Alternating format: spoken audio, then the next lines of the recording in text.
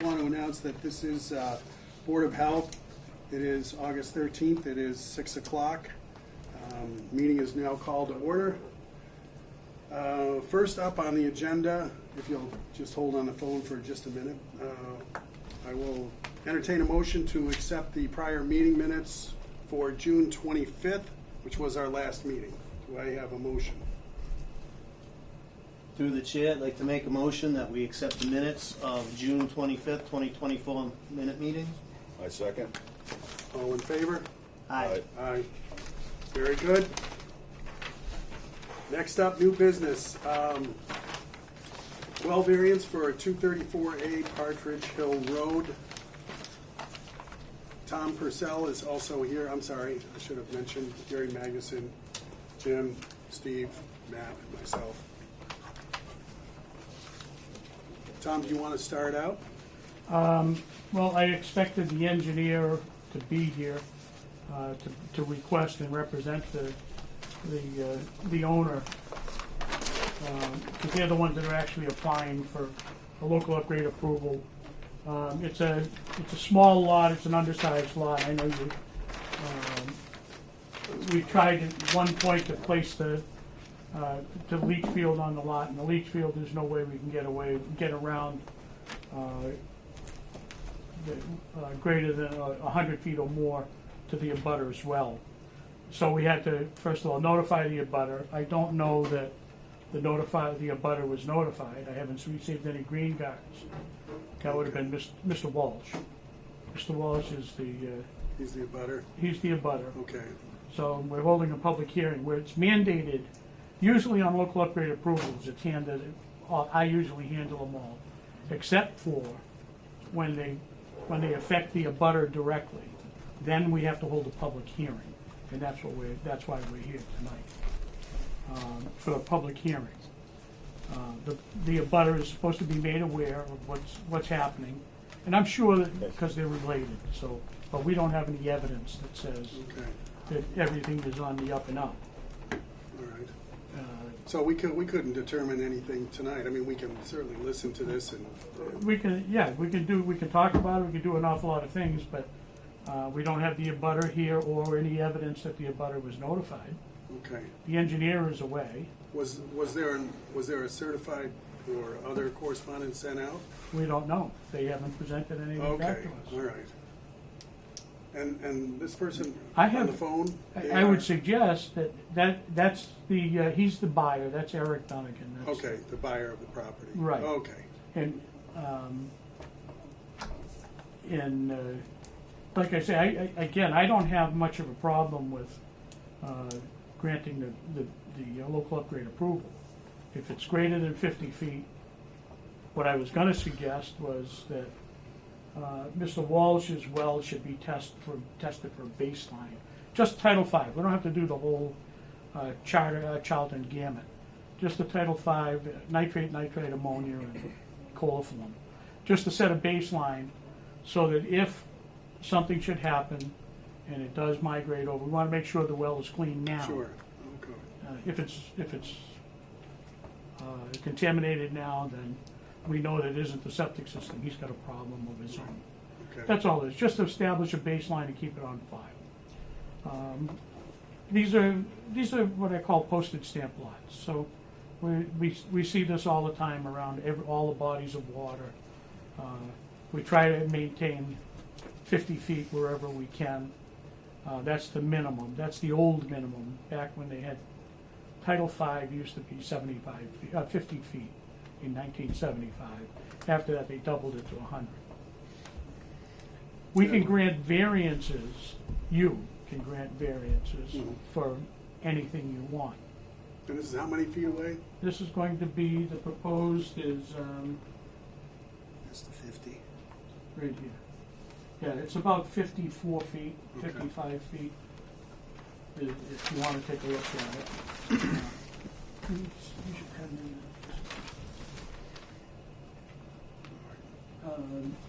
There's the well. Right. Yep. And what they do is they have a 50-foot arc. The 50-foot arc is already established.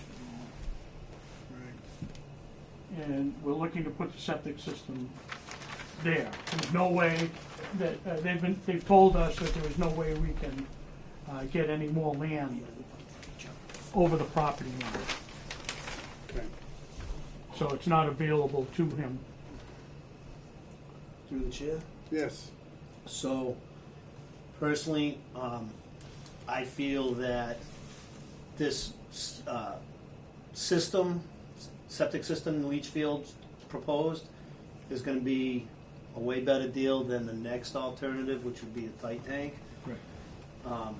So I don't have a problem with that.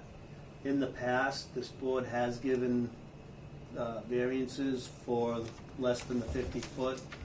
Less than 100. Less than 100, but more than the 50. Thank you, Tom. But we historically, unless one has slipped through the cracks, have never allowed it without the abutters notices.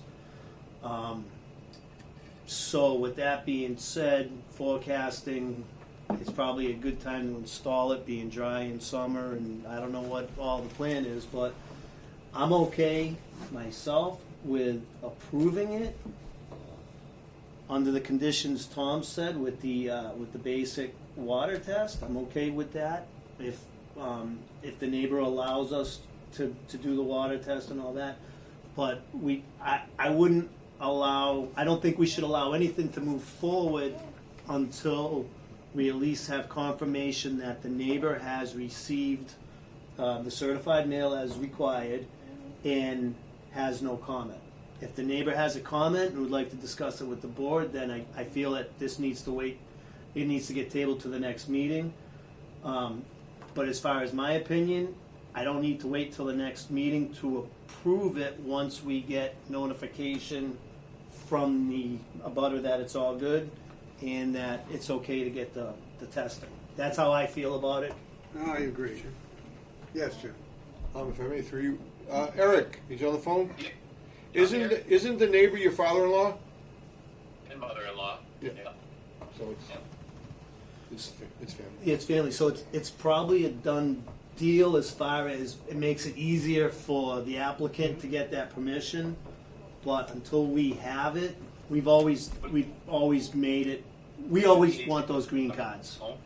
It's a matter of legality. I tried to explain to, I know I explained to the engineer, and I was almost certain I explained to Eric, but we don't worry about Mr. Walsh, because we know he knows what's going on, or he's got a pretty good idea what's going on. We worry about Mr. Walsh when he sells the property to Mary Smith. Correct. Mary Smith is the one that's going to want to make sure that this has That's been what I done was going to legally. say. Right now, they're family, but they may not be Family, family yeah, forever. exactly. Right. And that's what we worry about down the line. You know, the abutter can come in, and the abutter can just verbally say it's okay, and no commitment or anything like that. But the abutter may not last there forever, so he moves on. And again, Mary Smith buys it, and Mary Smith says, hey, you guys didn't do this. You did this illegally. You did this, you did that. I have one other little issue. I mean, you can grant a conditional approval on the condition that we get an acceptable well test, just a brief Title V well test. The other issue that I have there is where that septic system they're proposing, the leach field, is about the only space left on that property. I've done about 10 perks up in that neighborhood over the last 6 months. And a lot of ledge. That's the And problem. we never tested around where they're proposing that leach field. Title V says that you have to test. You have to have a test in the leach field. So before we approve the finalized plan, we've got a perk test scheduled. Unfortunately, I thought the meeting was tomorrow night. We've got the perk test scheduled for tomorrow morning. So I was going to come in with all the info and say, okay, we've done the soil testing. We can make sure, and it's not really the soil. I'm not worried about the quality of the soil, other than I don't want to be hitting ledge Go ahead, man. So the perk test hasn't happened yet. tomorrow. So yeah. So you can condition it on that too. Yeah. Another condition. I think we're putting the cart before the horse here, to be honest with you. You know, it's, I don't know. There have been perks Yeah, done. that's not the full story. You need to tell There us. have been perks done, but the perks have been done 100 feet away Multiple. and over 50 feet away, and that doesn't cut it. Yes. Especially in that area. Baker Road. Okay. We just did a bunch of them right there. I mean, ledge So- between Partridge Hill Road and Baker Road. Listen, let's just say, go for the perk tomorrow, hit the rock. Now what? This is all null and void anyways. Because now they got. Maybe yes, maybe no, depending on how deep we can get. And I'm gonna give them the benefit, I'm gonna do the best I can to get something there. Yeah. I'm not out there just to sabotage or deep six this. I just wanna make sure that we go to put this in and all of a sudden, we've got a septic system design that's gonna be in the ground. And we find out with ledge and all that stuff, it may be 3 feet out of the ground. That's a whole different ballgame. And now we gotta go back and redesign the system and all, and the client is gonna be upset, and, Tell- See, if the ledge is that close and being close to that septic, it could be a problem. well, you're right, It's more of a potential problem. Is this house already built, or is this yes, is already an existing house? yes. Yeah, this is a non-conforming, just a repair is pretty much what I've been told this boils down to, a non-conforming repair of Okay. a septic. House has been built, we've been living in it. We're currently doing an addition, which kind of brought the need for a new septic into play. That's why we're here. Okay. Through the chair. Yes, Jim. Sorry, Matt. Yeah. Over there. I feel as though this needs to be tabled until the perk test is done, we have green cards in hands. I don't mind myself personally to accommodate the next meeting so the individual doesn't have to wait a month or a month and a half or something that way. I'm not trying to slow this project down, but this is not ready to come before the board. Yeah, I think you're right with everything that's still to be decided. All right, so, I got a question. Yeah. So what happens if you guys approve this, right? And then, and the well test clean now, and a year later there's a problem, now what? Well, what happens is that's a civil matter, Steve. At that, now, Mr. Walsh has the opportunity to go after Mr. Dunnigan and say, okay, your septic system. Now, what they do is they do a lot of research. They either use a radioisotope tracer or they'll use dyes and stuff, dump them in the septic system. That's, There's, you know what it is. It's tough. It's tough to do it. Sometimes you got to find out why the well is contaminated. Is it a cracked casing? Is it something else? most, I mean, if the. Is it if an the- animal? Is the bedrock that close there, that's the problem, you know? And I know there's places down there where it's just under the sod, I mean, it's, you know. Yeah, well, like I said, I've done perks out there on Baker Road, on Partridge Hill Road, and we're lucky. Sometimes we had difficulty there with that site too. We got into the ground, and we got the requisite minimum is like 4.5 feet. If I can get 4.5 feet or 5 feet into the ground, I make the 4 foot of permeable material or pervious material. You can grant, the board can grant a variance to anything. That whole Title V, you can wipe it out, except for one issue. You gotta have 4 feet of permeable material. You can grant an offset to a well, you can grant it all the way down to, if you want 10 or 20 feet, who cares? You just set up a testing regimen and all that Well, stuff. if it's the same guy's well as the septic system owner, now it's, It's, know, it's a well, different now you deal. don't have to have a public hearing. yeah, but I But mean, if it's- if there's a problem, it's his problem, you know what I mean? Exactly. So, Exactly. yeah, In a case, like I say, in a case like this, it's two different people, right, son-in-law and father-in-law, or not. for now, They change. right. And then whatever your decision becomes carries on. So you might, like I say, just it may be dribbled, and it doesn't. I'm not really suggesting that you stonewall. We're not stonewalling the guy, but another week or 2 weeks of patience to make sure the engineer is available. We've done the adequate soil See testing. what the perk test shows. Yeah. Just, all I want to do is test it. Yep. Make sure we can get into the ground. Yep. Chairman, Yes, you gotta remember, this has been a repair and is an occupied building. Right. So we have to come up with some kind of resolution. What are they doing right now? Using the system as is? Yep. Yep. Yeah, it's a leach field right now. Is it like gray and bubbly and stinking out the neighbors, or is it I relatively don't, no, I don't contained? think so. Is that, you're not having any problems, are you, Eric? Is it boiling or bubbling out over the Yeah. ground? We're having problems. That's why we want Okay. to septic. Even, okay, now that we have makes it a little more drain expeditious.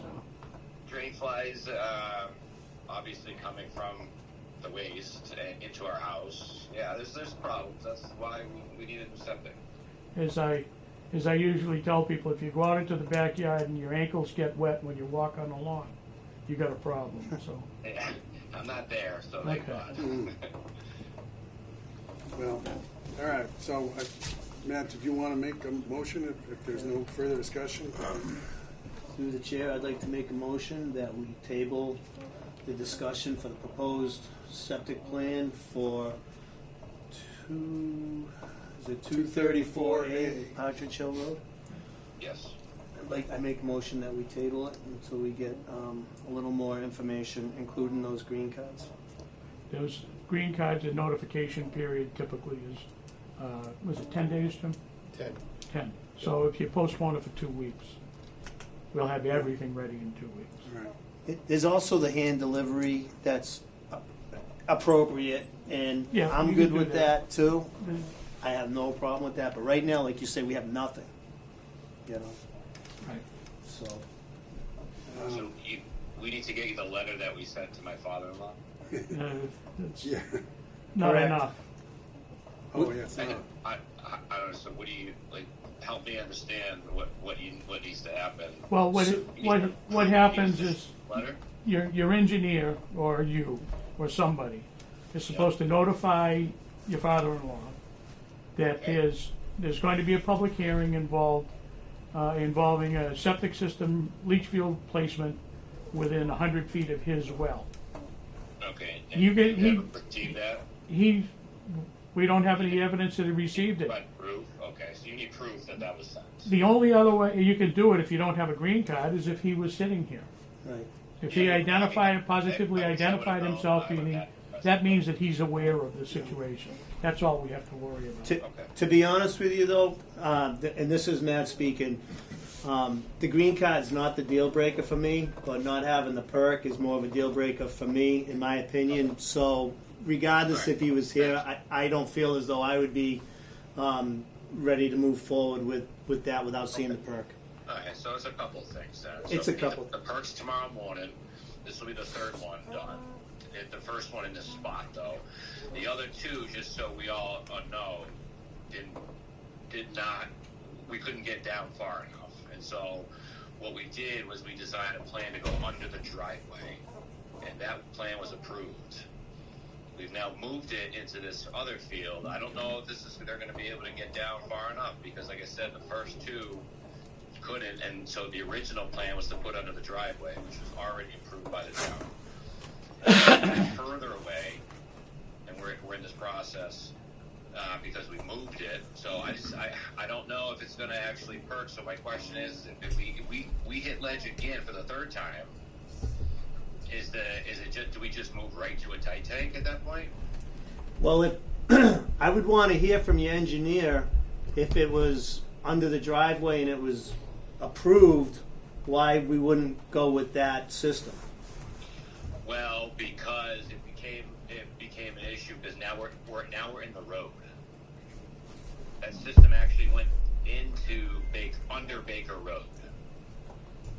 And my installer said, "Why are we going under the town's road here? This doesn't make sense." And that's why we moved it, because the installer said, "Wait a minute, this is silly. Let's move it over here. You still have more land over here. Let's move it over here." So we completely redesigned the whole system. We went from an H20 rated system because it was going to be on the street into a traditional system by the shed, and that's what caused all basically having to redo everything again.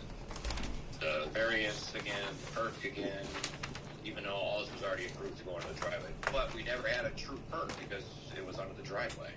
So I'm thinking, well, how do we even know that was even gonna work? So you But used existing grades as your engineer? existing grade, yep, is the engineer, yep. That's Same. Zach? Zach, yep, correct. I would recommend that you could see if you could get Zach to come to a meeting and explain this to the board, so we have a Okay, professional understanding of what's going on. okay. Eric, That's fine. Eric, Yeah, well- I'll make sure that we're all available for the next meeting, because then we'll have the perk information from tomorrow morning, and then we'll have him available, and then we'll make sure we get everybody together to make sure we can try to take care of this in 2 weeks. Yeah, so along those lines, Eric, before you leave the call, Yep. I'd like to know if everybody's gonna be available 2 weeks from now, because I will be available for a meeting. We could make it as brief as we want. It doesn't have to be a full-blown meeting unless there's other business, but are you available, Matt? That was gonna be the question I was gonna say, to make sure that this board's gonna meet in 2 weeks, because that might not be when we meet, but yes, I'm available in 2 weeks. Steve? Yes, Jim? You don't have to be here, but I'll be available, but I'm leaving first week of September. I'm gone, as long as you come back. so I have to. All right, Tom's checking his calendar. It's upside down, I can't. I'm fine. You're fine, all I'll right. be working that day in the morning. I've got a whole bunch of perks up on Smith Road. But Okay, all right. So Eric, it looks like 2 weeks from tonight we'll be meeting again. Same time. Yeah, same time, same channel. Okay, awesome. And then I'll actually be present. I won't be on via phone call. I'm just on vacation right now, but I'll Okay. actually plan on attending it live in person and make sure I get my engineer and my father-in-law. Yeah, to be available. bring them all in, we'll have a party. Yeah. So, All right, so we had a I motion. appreciate everyone's time. All right, Eric, I'm going to let you go. Okay, I'm going to turn. All right, thank you. All right, Eric. Are we all set? Do we do the motion? No, there's a motion on, it has not been seconded. Okay, to table. you're going to Okay. continue it for 2 more weeks. Yeah. I'll second it. It's 2 weeks, give him the 10 days. Yeah. After you second it, yeah. I mean, is his father-in-law the only abutter? He's the only he's the only well word that's being Yeah, affected. okay. Yeah. So we have So, just technically, within the 10 days, he would have it, but technically, he wouldn't need the He 10 doesn't, if days. he's going to show, if the father-in-law is going to show, Or if he hand delivers. I'm figuring it's just like court. If the complainant walks, or the abutter walks into court and files and gets up and verbally complains to the judge, and the judge says, "You knew about this, huh?" She says, "Obviously, you've been notified." That's called enough. Yeah. Mr. Jim, Yes, Jim. if I may, if this fails, he's going to need to design a new plan, so we won't need him meeting in 2 weeks. Well, no, he can still he Is can he going run to be able to get it in? in general. Most guys can knock a plan out in a matter of 2 days. I chased Green Hill Engineering for 3 years. Well, Mark's a little different story. All right, so we have a motion and second. All in favor? Aye. Aye. All right. All right, so 2 weeks from today, we'll put that on the agenda. Okay. Matt? With that being said, in 2 weeks, do we need Tom to attend this meeting? Tom, do you need to attend the meeting? If somebody wants to go in and start with this, and Yeah. I'd rather be here to defend Yeah. myself. I mean, it's not like we're gonna be calling you back from out of state. I or don't have anything. I don't have a problem showing up to the meeting. Okay. Okay, All right. if not, I know that, you're gonna owe me a cup of coffee or something to the meeting. Coffee's fine, it's, Yeah. it's, Well, bottle of booze, it gets a little more expensive. I don't need a jug, just a couple of shots. Okay. I was gonna say, if not, if you're available by phone, if we had any questions or Oh, whatnot. that's true. No, I can't do that. Okay, I'm old. all right, I don't know how to do the phone stuff. so. okay, no Oh. problem. All right, thank you. Moving on. Old business, Thank you, Flint Tom. Road landfill. And Okay, we have Gary Magnuson here. You I'm leaving? Sure, he's got something. No, I'll sit. Oh, Sure. You I don't want to welcome. lose control of this. Oh, you're welcome to leave, but I was gonna say it's good seeing you. I haven't seen you all summer. All right. Little update on Flint Road projects. So, 54 Flint Road, the landfill capping has been submitted. It's been through administrative review. It's acceptable there. They're in their technical review. I think we've got another 30 or 60 days on that. DEP will respond. We will probably hear a response on the 74th or the 90th day. I can't remember what the exact cycle is. No significant comments or questions back on the proposed capping at this point. So nothing to say about that other than it's in, it's been accepted administratively, and they're doing the technical review.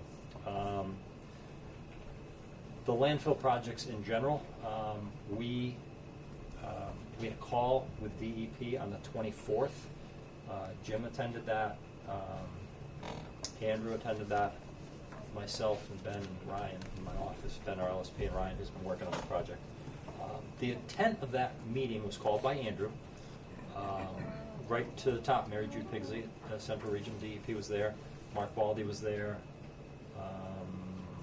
Wes was there, and the head of the PFAS group. So 4 people from DEP. Who else was here from that? Kurt Meskis, inspection. 3 people from the town and 3 of us. We had a Zoom meeting for about an hour. The intent of that meeting, called by Andrew, was how do we stop the 500-foot radius? How do we stop this PFAS testing going any further? And I thought Andrew and Jim both did a really good job of saying we're going to be in Dudley and Douglas and Oxford and Charlton and Southbridge and everywhere if we keep testing.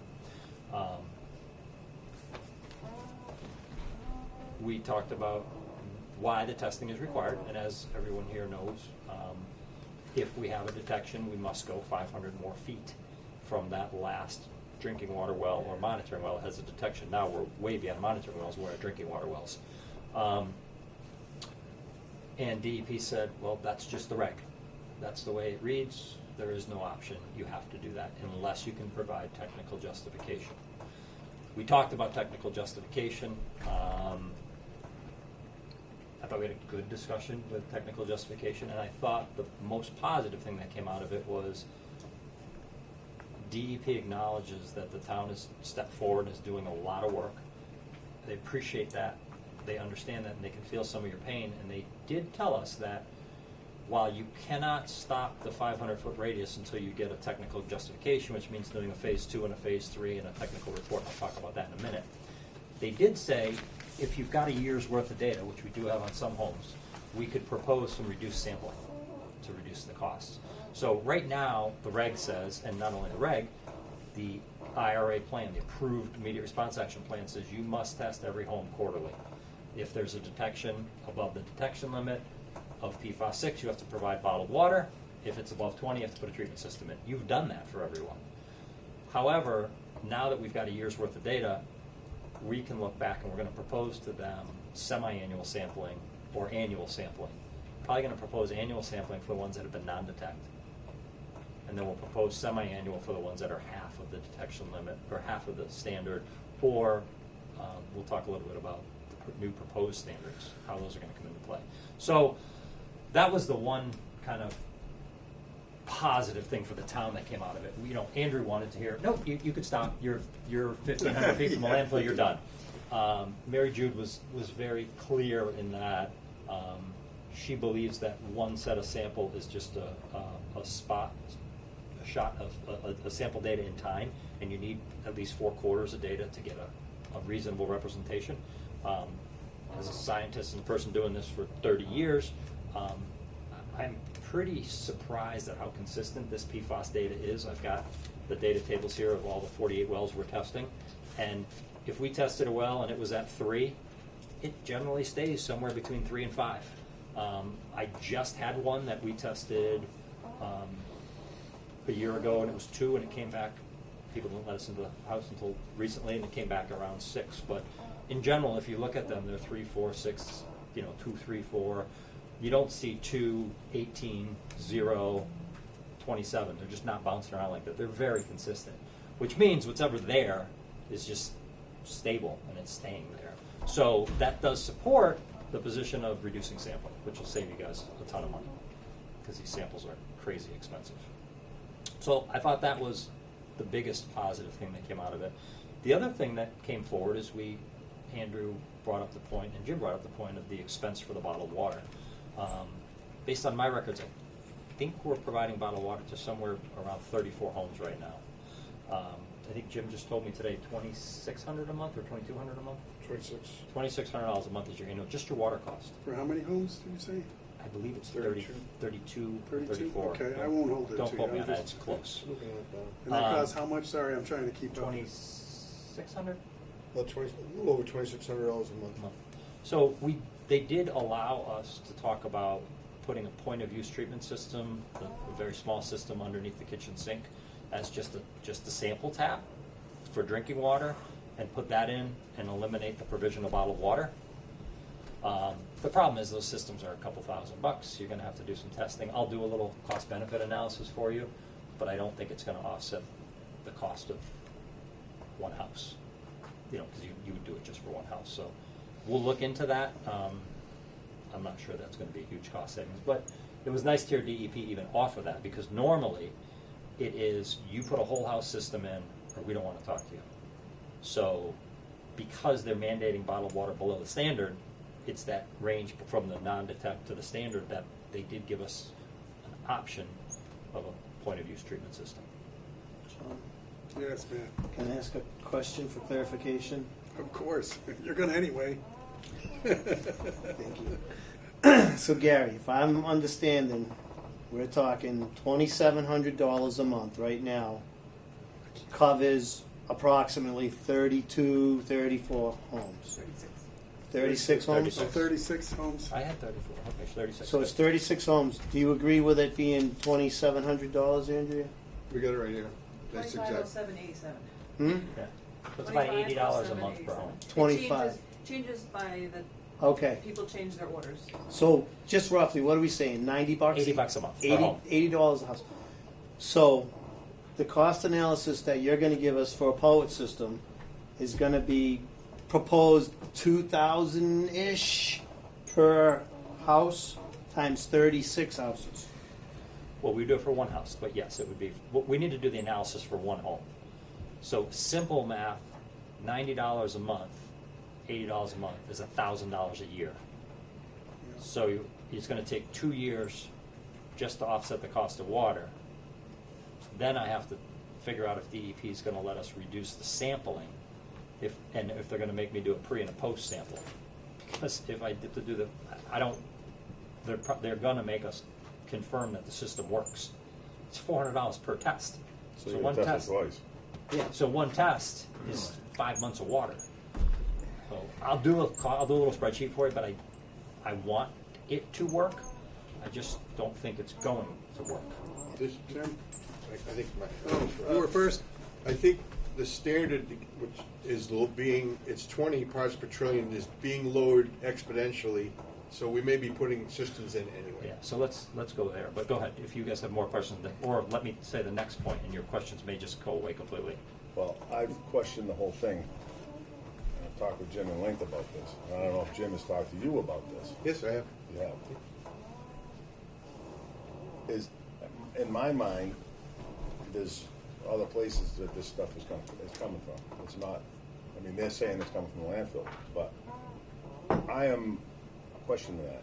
As am I, as we told DEP. So, where my suggestion is to do some random testings around town. Get as far away from the landfill as you can. Test some house and see. Because I'm saying it's coming out of the distribution in the house, possibly. Teflon pipe dope on pipe fittings, Teflon tape, different kinds of fittings, stuff that was made 10, 15, 20 years ago, 30 years ago. You know what I mean? The stuff was the requirements and the standards were much different. As time has evolved, things have changed. So I'm just arguing the fact, are we paying for all this testing when it's there anyway? So I have two discussions on that, and I won't refute it because I don't disagree. CMG has done testing all over the state for DEP and all over the place, and we find this stuff in places that it absolutely should not be. And I question, is it from the systems, or is it, you know, we tested at the fire training academy, and the wells across the street from the fire training academy. Well, That makes sense. I've tested in the Berkshires, 10 miles down a dirt road, with a house up on the right on the hill, where I looked on my GPS, and there's nothing within 10 miles, except woods, and it has PFAS. okay. So, just case in point. But what I think is interesting here is we are testing 48 homes for you. 36 have detections. That means 12 don't. So, if those 12 don't, to your position, are they different? If it's from the house, is it different house stuff, or is it different house components, or is it different groundwater? I think the issue here is PFAS is clearly prevalent in the landfill. The concentrations in general terms in the uncapped landfill are around 300 parts per trillion. We have done a radar plot to look at the 6 compounds and see which concentrations of which compounds are higher. We also have the capped landfill. That's around 100 parts per trillion. We've done the same radar plots to look at those and say, are they the same fingerprint? Does it look the same? Kind of does. Then we've taken all the detections of these 36 homes and plugged in radar plots from those. And guess what? They don't all match. So that is our lines of evidence to say, if you got a radar plot that skews to the left over here, and all the landfill ones skew to the left, but you got 10 homes that skew to the right, something's different. That's the lines of evidence we're going to use to DEP to stop the 500-foot radius. How about the timeline? Have you looked at the timeline as to when these places were built? We have a little bit, not in gory detail. We did look at that on Old Town Road. Old Town Road's very interesting because there's 1, 2, 3, 4 homes that were built in the last 5 years. One of them has no detections, and it's been sampled 6 times. The next door neighbor is one of the ones with the treatment systems. He's above 20. The next house is consistently around 10, and the next house is consistently around 8 to 10. And those homes are all relatively close to the landfill. Granted, they're uphill, but they're relatively close, so the bedrock could be in a similar The bedrock fracture. is close. Yeah. The bedrock is close. Yeah, Could be in a so- similar fracture. We've looked at those because those are the only homes that were all newly constructed. Everything else, we haven't really tried to pull all that data together on the timelines yet.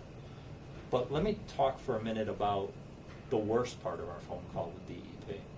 And the worst part of our phone call was where the federal government is going with this standard. Right now, PFAS is regulated as PFAS 6. There's over 1,000 PFAS compounds.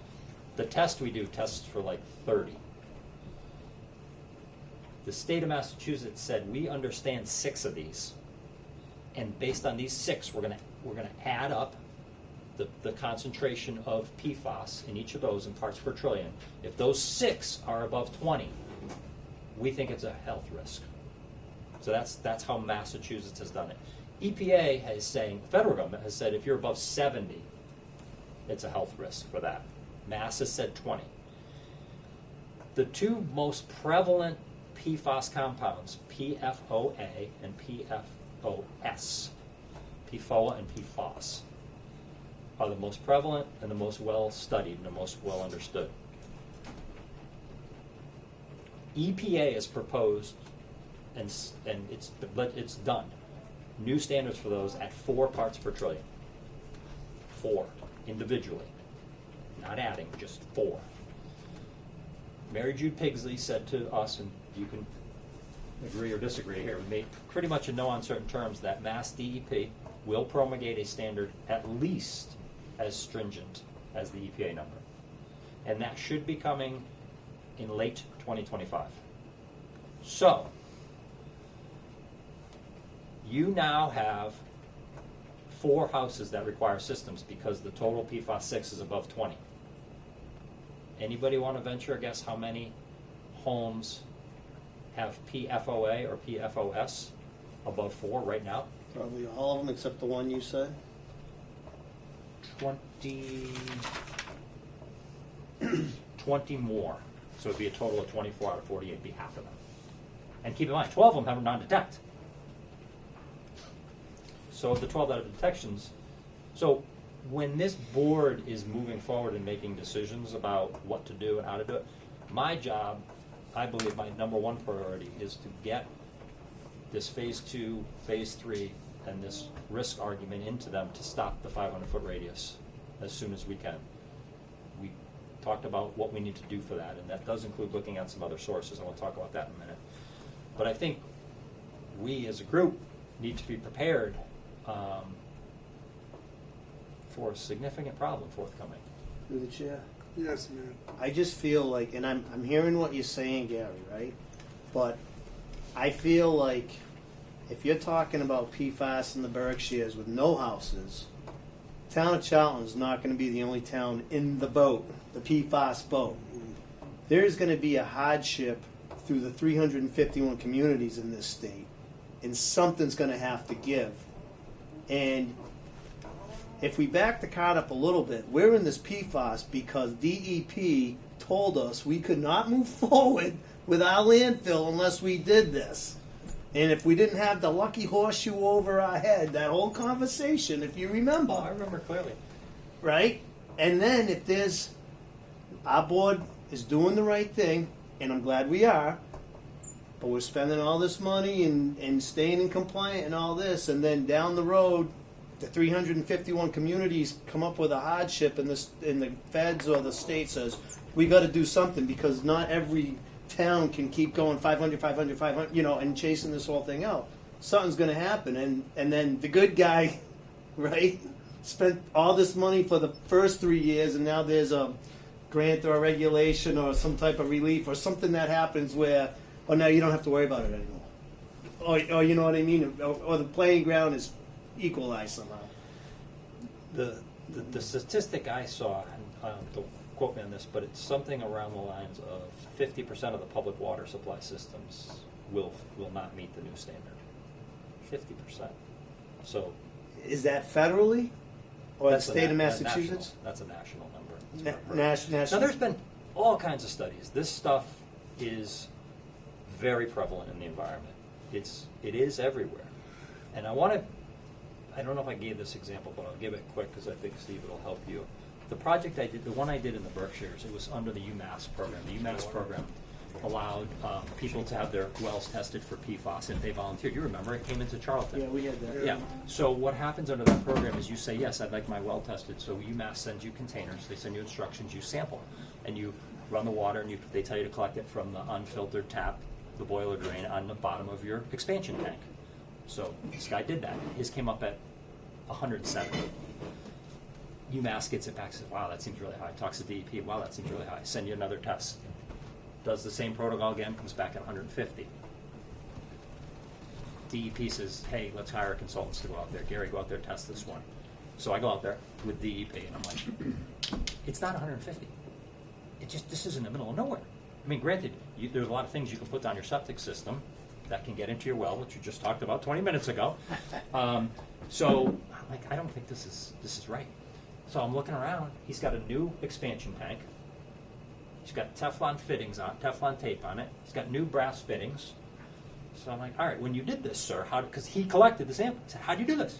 He said, exactly what the paper says. I ran my kitchen sink for 15 minutes. I went downstairs and grabbed the sample. I said, okay. I ran the kitchen sink for 15 minutes. I grabbed the sample, went upstairs, grabbed the sample. Then I said, all right, let's purge this sample tap at the bottom of the boiler drain.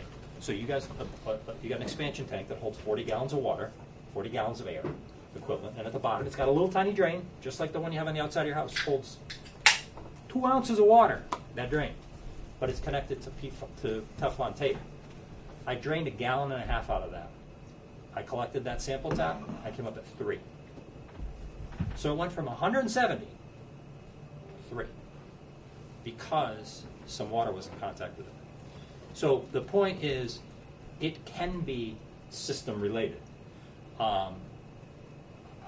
We try to do all of our testing the same, we try to be consistent, and we absolutely try to note when there's anything new.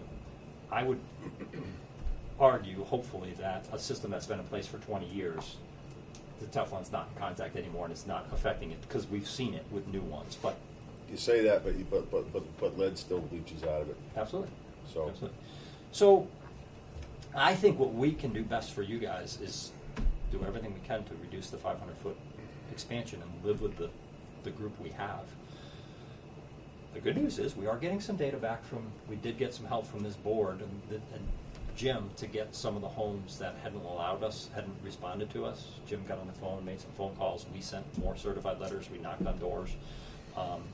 And a lot of the data coming back is non-detective or very low and not extending the radius. Oh, sorry, Matt. No, Just say something, wave your hands or something. I've got good peripheral vision, but yeah, no problem. go ahead. So Gary, with all that being said, and you just said we try to test the homes all the same, does it make sense to consider taking a water sample directly from the well? We can certainly try a little pilot on one of the homes that we've got consistent data. We can drop a sampling tube down one of the wells. Open the top of the well, drop a sampling tube, grab a PFAS sample, test it, see if it's the same. Chlorinate the well, put it back together. We can do that. We could certainly try, and I'm sure some of the homeowners. I'm sure I could get one of the people on Old Town Road to let us try that. We could do the animal shelter. Oh, the animal shelter. There you go. Because you guys own it. Sorry, I didn't know if you were gonna add that. Because that's town-owned, yeah. I think that's an excellent idea because this has been my argument right along. And Jim and I have had. Well, let's try it. It's not a big deal. I mean, if it presents an argument that I can present to DEP to help. DEP said you got to give us strong lines of evidence why you're going to stop this radius. And my lines of evidence right now have a pretty strong line that the fingerprints aren't the same. So, but that argument is going to be problematic when these new standards come into play because those are going to be lower. The other thing that yes, we can do it. But the other thing I think is important is you have a smoking gun in your backyard, and that is 124 Dresser Hill Road and 11 Old Town Road. That's the same property, and that property was a former junkyard. That property is under DEP request for information. It's a defunct, non-responsive property owner. We brought that up in the meeting with DEP. And the reason I have a significant concern about that, and this will throw your well argument completely out the window. Sorry. We are obligated on behalf of this town to test surface water around your landfill. Around the cap landfill, we collect 4 samples. The first surface water sample is collected upgrading of the landfill on Flint Road, where the water comes under Flint Road about 150 feet before the driveway to the DPW yard on the west side of the landfill. That's the first one. Then we go down along the side of the landfill, we collect one down at the end, and we collect one in the wetland, and then we come along the backside and collect one. And the point is, if your landfill is leaching pollutants out of the landfill into the surface water, you would expect low concentrations in your upgradient one, higher, higher, and higher, downgradient. Guess where the highest concentration has been in the last 4 times I've tested the landfill? I know this one. I know this one. Upgrading. Upgradient. And significantly higher. Like 3 times higher. You do know this is 2024 and leach systems now leach up through grass blades? You know that. True? So Kinda? the But that's a, Yeah, go well, ahead. one of the Sorry. things we look at for, especially where you're trying to dispose of product through the soil, you get what's called mounding. Groundwater mounding and everything else will come up and actually start pushing through the whatever you're trying to push through. There'll be a dry spot, but beyond that, all of a sudden the water table actually will start to migrate up into that. If you put a heavy concentration of water here, doesn't just wait for it to go through the dry stuff. What happens is now it acts like a wick or a magnet, and it starts changing the water table.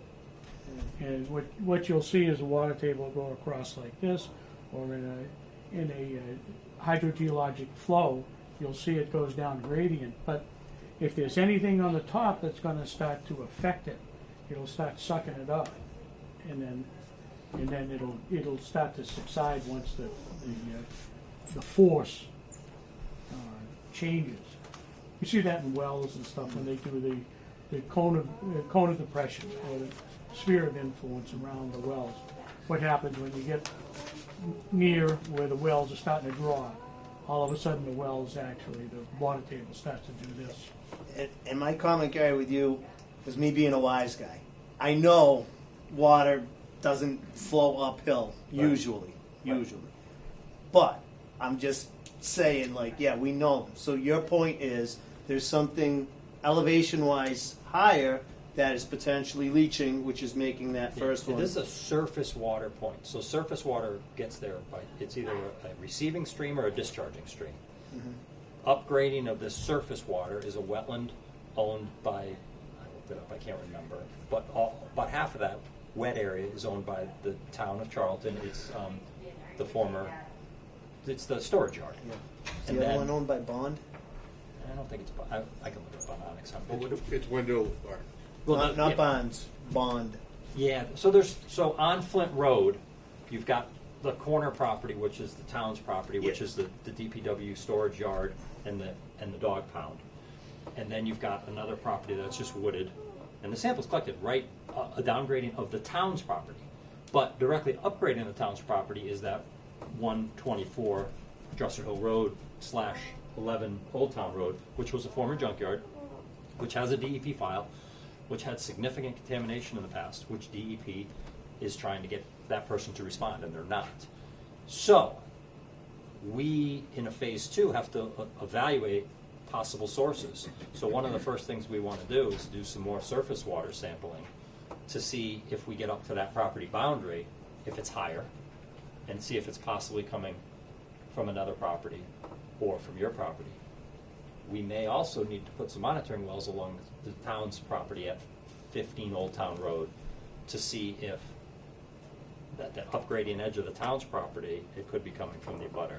Now, even if it is coming from the abutter, that almost just complicates things for you guys. But we have to ask the question of, are there other sources of PFAS? Because you're not the only one. The landfill is absolutely a source of PFAS in the area. It's not the only source. And with the concentrations that high in the surface water, if they're that high in the surface water, that means there's a pretty significant source upgrading of that, because surface water flows way faster than groundwater. And it's moving through it just keeps moving at that concentration. And it's consistent. We've had it, I think this is the second or third test we've had of that, and it's always higher, and it's always 2 to 3 times higher. Does the well at the pound have it? Yes, but very low. But very low. Yeah. Now, there's a well on the property next door that you're talking about. Has that one been tested? The 13's been tested, yeah. 13 has it. 11 doesn't, well, I don't know This if is 11 the- has a well. They don't.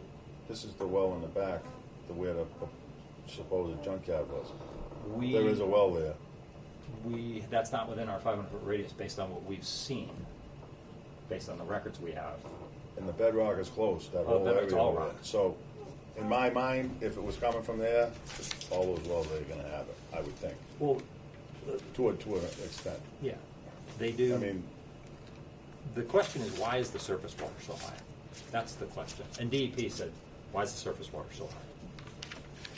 So, bottom line is we have to better understand the extent of this before we can start shrinking down these 500-foot circles.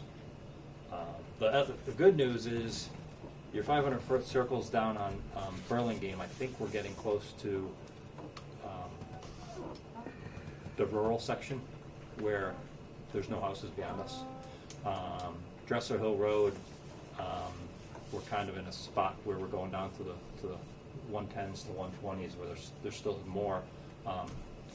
Charlton Furniture, both of those came back clean. There's 2 wells up there, the Charlton Furniture building and the Annex? the annex and then the one that was sold. I apologize, I can't think of the gentleman who bought it, but those just came back today, and those are clean. So that starts going, topographically the other way. So that's a good thing for us. But I can't speak to the low detections that we're seeing along Dresser Hill Road. Those are some of the ones that we believe the fingerprints are different, and we're trying to make the argument to stop extending. But DEP is, you were on the call, they're pretty adamant. Yeah, I even asked DEP if there's any money funding sources for it, and she just laughed. Mary Jude, she said, I wish, but DEP is not willing to fund anything dealing with PFAS. And she was supposed to meet with me about another issue, which I can talk about later, but she has not done that yet. But I'm not sure if there's any end game in here, but to move forward and close the landfill and try and do that. And that's what she was anticipating, that it may change things. So I don't think it will, but John, I have a question. I don't know the answer, and I want to say I think the answer is no, but I want to ask the question. If a petroleum pipeline, which is known to be underground in that direct vicinity right there, was installed back in the day, could that be a potential source? We talked to DEP about that. We said it is proximal to the pipeline. It kind of got shut down a little bit. The good news is that surface water point that we sample is pretty much along that pipeline. So that would help us better evaluate that. So could have they used a cleaning compound when they went from product to product in the pipeline that had PFAS? I don't know. There's nothing that I've found in our research that says pipelines are a source of PFAS. Okay. But we're on top of that, and we brought that up, and we talked about it. There's no smoking gun there. And that pipeline had a significant leak east, Yeah. maybe Not that far. 3/4 of a mile, half a mile from there, It's not that far. How long ago? in the 80s, 80s, yeah. maybe late 70s. Late 70s might have been. The records are really weak on it. Sounds like 6 West in the mountains. Yeah. Yeah. Where it takes 20 years to migrate 3 miles to the school wells. Yeah, we there are some easement, there's power line easement, but there's definitely the gas easement, and we've definitely Talked about it. Don't have a definitive answer yet, but I think doing a little more surface water sampling, playing around up there, see if we can find something would help us understand it a little better. Like when they fused that pipe together, it was probably all hand welded, right? With who knows solder and whatever. I don't know. I don't know. So keep in mind, PFAS is called the forever chemical. So you bring up a really good point. If that line was put in the 50s, I don't know what year it was put in, and they used something, could still be there. It would still be there, and it would migrate. But again, the problem this board has is you got 300 PPT in your uncapped landfill, and you got 120 PPP in your capped landfill. You are the source at this point. Oh yeah, no, we understand. Yeah, but it's the fringes that I'm trying to stop you guys. Can I ask one more question, John? I'm driving nuts. But Yeah, wait, hold on. You're up to question 4 or 5. Yeah, we'll give you a little bonus. this will be my cap question. Last one. When you said, if the neighbor, this 120 something, that house that you said. So it's 124 Dresser Hill Road and 11 Old Town. It's the same parcel. Okay. If they have it, it almost makes it more complicated for this board. Can you elaborate on that? I can. So DEP did an assessment on that property in the 90s, found high level, moderate to elevated levels of petroleum and chlorinated solvents. They say in the files that it was a junkyard, scrap yard. They have some pictures of it. They have pursued access to the property since the 90s. the letter just came out 2 months ago from Kevin Dowse again. A new letter came out. I think it's changed hands or changed ownership. They actually, DEP sent a letter to the couple that bought 13 Old Town, which is just a tiny little house on a half acre, quarter acre lot, and DEP sent a letter to them saying they're responsible for it, because 13 and 11 used to be the same parcel, I guess. They got out of that. DEP did some testing and found elevated concentrations of chlorinated solvents in that house. I did some work on behalf of the town. About 10 years ago, the town was looking at maybe taking that property for tax lien, and I looked at the files and said, I don't think you really want to take this property because of the issues. The point is, it appears to be if DEP can't get the responsible party to do the work they're supposed to do, how are we going to get them to do the work they're supposed to do? But I don't necessarily, that doesn't concern me about doing the work of cleaning it up, but what I can do, let's say I put some wells on the property boundary and I get that other fingerprint, a different fingerprint that we have in the landfill, that supports our position of stopping going further and the town stopping testing for PFAS that isn't theirs. And that's, I mean, you're the Board of Health, you're supposed to, your job is to protect the town. Right now we have this problem at the landfill, and we need to segregate that out. The regulations are very, very clear. If I test your house and we find PFAS in it, it's not tied to this landfill because it's not within 500 feet of it. So you don't provide bottled water, you don't do anything. The only reason these homes are in is because they're within 500 feet of the next one. Yep. So, does that answer that question as to why it would be a little confusing? Yeah, I get it. All right, Matt's out of questions. I'm done. What else have you got, Gary?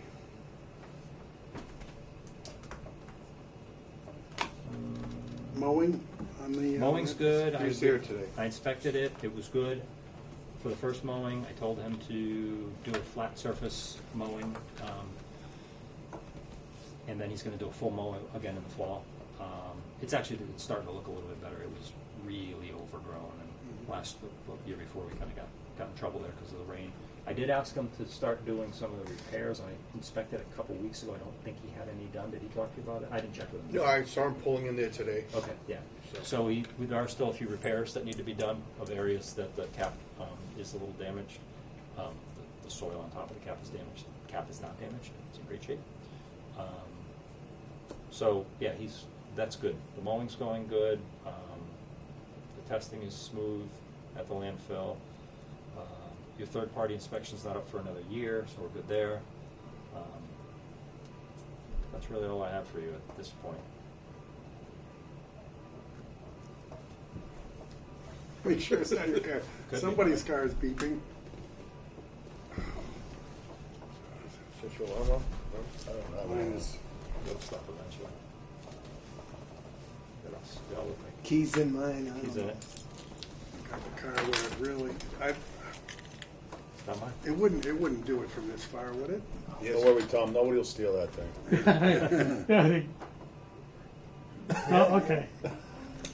Yes, it's working. Yeah, they'd be afraid of that one. This is the key. I wouldn't think it would go that far. Through the walls and everything. Oh, here's the window if you're parked down there. Yeah, all right. So Gary, nothing else for us? I guess, the only question is, I did give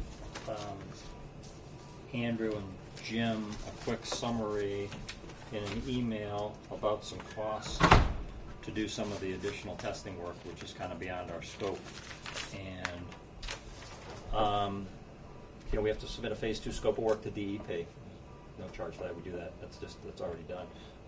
To do some surface water sampling, we're looking at about 10 samples. They're $400 a piece, so I budgeted $5,000 for that, $1,000 in labor and like $4,000 in lab work. We need to get those. What we're going to do is follow surface water from upgradient, because the surface water comes down around the landfills and then back across Front Road. We want to do a comprehensive test of that and see where these higher concentrations are coming from. DEP's, can agree with that. Then we have putting some shallow and deeper bedrock wells on 15 Old Town Road.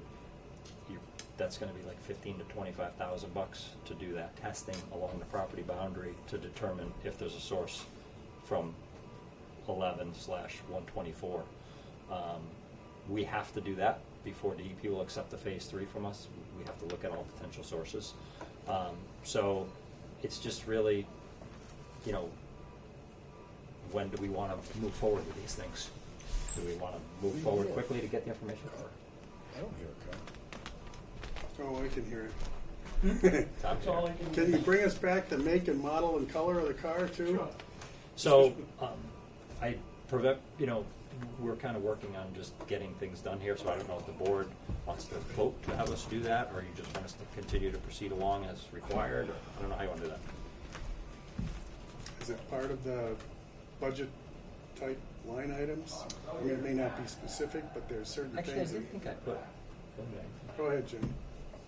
We can proceed forward with what he has, you know, given to the board here with approval from the town administrator. After discussion, we want to comply with DEP. We want to get going on this. So he has given the okay as far as, because that's a budgeting issue.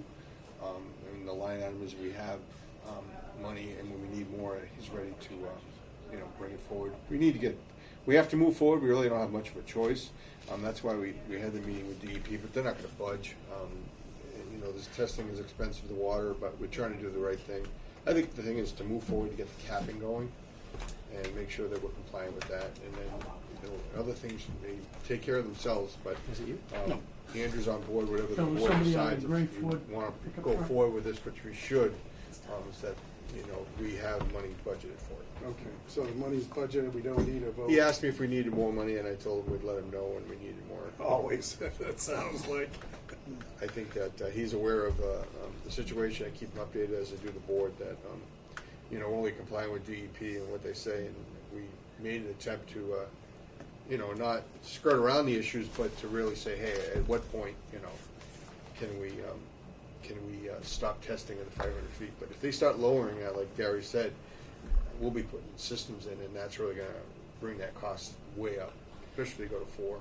Is this? So that is going to happen. Hold on. So we do have the DEP report next week, so we are going to propose that semi-annual, annual sampling we talked about. We'll have to sometimes call a modification. They'll have to agree to it, but they should agree to some of that, so we should be reducing some of the sampling costs over the next year.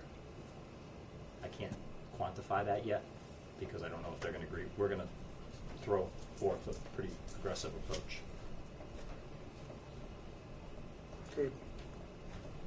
EPA just, when they change the standards for acceptability, or usually a lot of it's tied to detectability. Are they at the detectable limit, or are they getting better equipment? And there's where all of a sudden it's 20 and then it's going to be down to 4. They did that with arsenic, the Yeah. same thing. So these are parts per trillion. We never measured in parts per trillion 5 years. Even 5 years ago, it was We parts never per had the billion. equipment to do it. Right. PFAS, the lab can get down to 2 parts per trillion with certainty. And there's only like 5 labs in the state that can even do it. So, yeah, it's that we are approaching that That limit of lab detectability. limit of detectability and lab limit. So it's actually the same thing that happened with the 1,4-dioxin. Exactly. That was 3 and went to 0.3. 0.3. Yeah, and it's because the lab couldn't get there. And once the lab could get there, so everybody said, well, how come I didn't have this problem before? Couldn't see it before. Right. So, Which behooves it to do whatever you're going to do, because it's going to inevitably get there. and I'll work with Jim to set up that test of the water versus the well pump at. So the other question that throws a wrench in all this is if it has anything to do with the pump equipment that's in the well. It's probably equally on the inside and the outside. There's only theoretically 2 joints where it could come from in the well. And one of them is not in the water typically. So there's only one connection at the pump where there could be a source. So if it was greatly reduced from what you had inside, then you can pretty much be rest assured that you're onto something. I don't know if one test is enough. One test isn't enough. But No, if but- it's 13 in the well and non-detected in the outside of the well, all right, there's something we got to look at. Okay. If they come back 10 and 13, it doesn't matter. No. You know, it's are they dramatically different? But the one that you're talking about, right, at the town, the one we were gonna do is town, it's probably not used very much. Might not be a good one. might not be a good one, but it's also next to this contamination site right next door that we're saying needs monitoring wells. So I feel like that's, Probably not a good one. well, I'm not saying it's a bad one, but might not, I don't know if we should be hanging our hat on that Let one me- source. Let me think about it. Think we about don't it. need to do it right away. Let me think Why about don't you it. do 2 or 3 of them? Do that one, Let me That's find- what I'm you thinking. know, Well, what I'm thinking is one down on Burlingame Road, because the wells proximal on Burlingame Road below the landfill, the fingerprints are pretty consistent with the landfill. How about up on Flint Road, there's like that two, I don't know if you know the The two homeowners. wells? The two wells, Yeah. they would probably let you do that? Well, they would definitely let us do it. I know they let you do it, 80% of these people let me do it. yeah. So let me look at the well logs, see what we can find. Let's find something that makes sense versus just throwing in the dark. Do you fix your alarm? It wasn't mine. somebody out the back. It was in the It back. was in the back. It was Andrea. I think it was. She went out the back. Oh, is that It you? was Andrea. Jim, those 4 wells on Old Town Road, Mm-hmm. the new houses that Yep. we drove. Ralph Grimo and all them, yeah. He's one of the I drilled one of those wells. Which one is the one that doesn't have any? Ralph. It's number 10. 10. It's in the Mr. middle. He's Right the on the highest edge. one up. I can't think of his last name. Is it the guy that's the Mason? No, No, he's got the bad one. He's the bad one. One No, of our I'm new sorry, he's not the bad regional one. Ralph employees. Grimo. Ralph Gremmel's the bad one next to him. The guy with the mason. Ralph Grimo's The like guy's in the just middle. like a stone mason. Yeah, Yeah. he's immaculate. Yeah. That's the one I did. Yeah. Yeah, there's nothing. Jim? There's nothing in that one? Who's that? Sorry to interrupt. Jamie Rice, our Jamie regional Rice. health Hi. inspector. Hi, Jamie. Matt had not met you, sorry. Jamie, haven't say made- hi. Hi. You work for this board. What's that? This is the board of health that you work for. I know. I've met John. And I spoke to you on the phone. Yes. That's Okay. nice This to is meet you Jamie guys. Rice, our regional inspector. She's working out fine. She's doing a great job. And it's time for her to go. She's. Time for me to go. You're making her blush, Jim. I know. Have a good night. Thank you. Take care. I'll see you next week. Thanks. Sorry. She's been working on some projects. If we're all done with you, Gary, we can move on to department head reports. I don't want to push you, but, I'm good. okay. A lot to I go have through. a- Thank you for that. I'll stay if you guys want me to, if you have anything that relates to me. If you don't, I'll go. And then my other question would The be, new office, West Nile, and the chairman I want to hear about. wants a COVID test for the road. Yeah. COVID's over.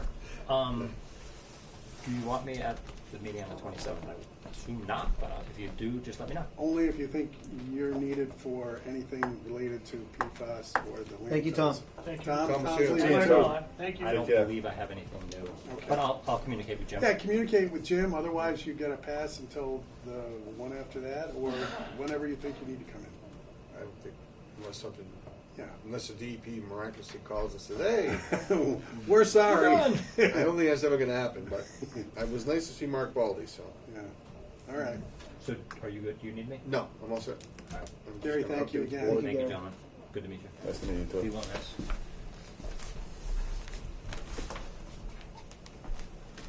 All right, Jim, you are up for department head reports. Thank you, Mr. Chairman. As you met, Jamie Rice is working out fine. She's a new, our new health inspector, so she's doing a great job. She's working.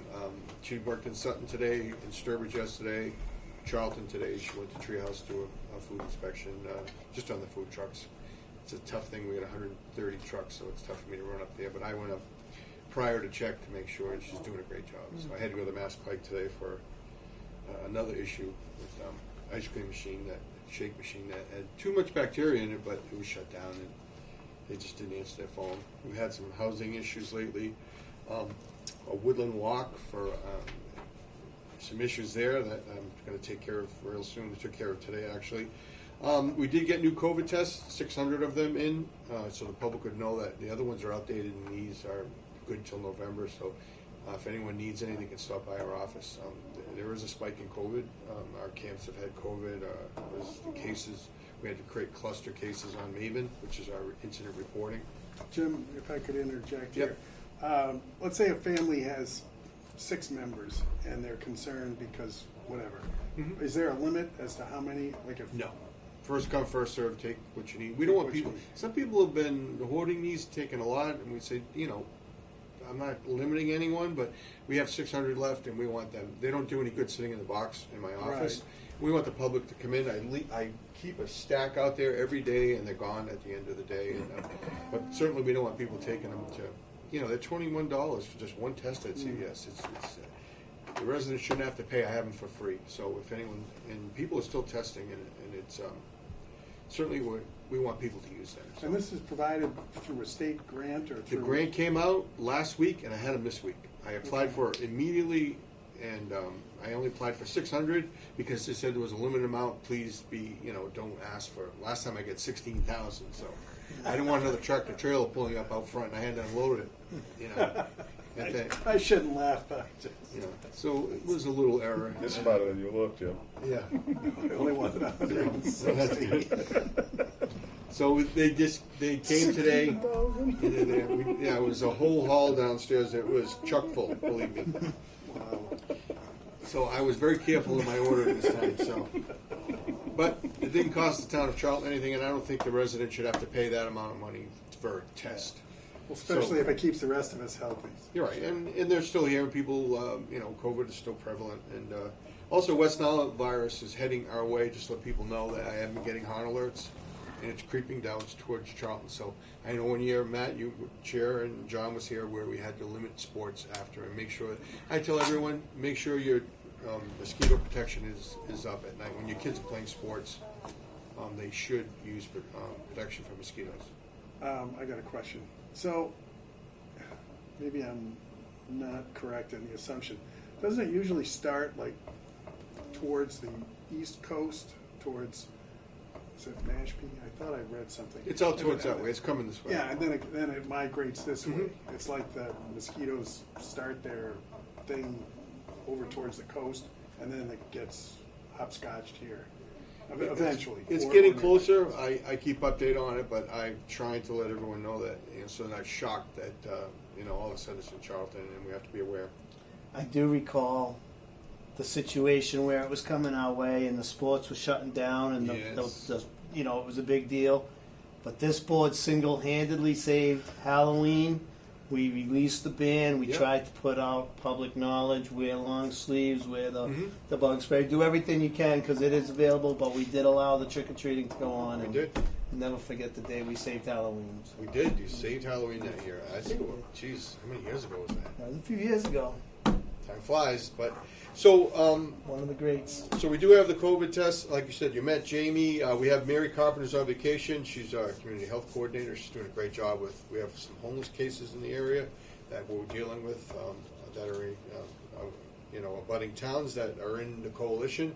The coalition is fully funded still. Our COVID nurses, we received funding for them, so they're working with cluster cases for our camps. Challenger Sports Camp for soccer started at the Beagle Club today, and I'll inspect them again tomorrow, but they are approved to go forward. I have been elected chairman of Region 2 FEP Coalition, which services 74 municipalities, so I am the chairman of Region 2, which provides us emergency preparedness. I'm also on the local state advisory council, which handles the budgets for our region for Central Mass. So I serve on that and represent Charlton in that capacity. So Good job, Jim. Yeah. it's a lot of work, but Yeah, and that's sounds why. like it. And that, to my next thing is I have money in the grant to build myself an office. We have scanned all our documents, so anyone can access documents through our online system now. So when you come in, we see we have the printer that we have now. So now all our Title V and everything, and including housing and food, is all online. So we do it all on a computer. So now all the cabinets will be coming out, all the documentation. We did get it from Kleinfelder on a disc. We've got it from the landfill. So everything is going to be available in the cloud, online in Charlton. And we're going to, you can now obtain permits online. And all the filing cabinets are coming out, and we're going to redo the office. And I'm actually building an office for myself because I actually interrupt during training, and I have meetings which I have to close the office because I'm representing the region, and everything is on Zoom or Teams. And if someone comes in, they can hear it all. So we go into executive session. Kim takes the minutes.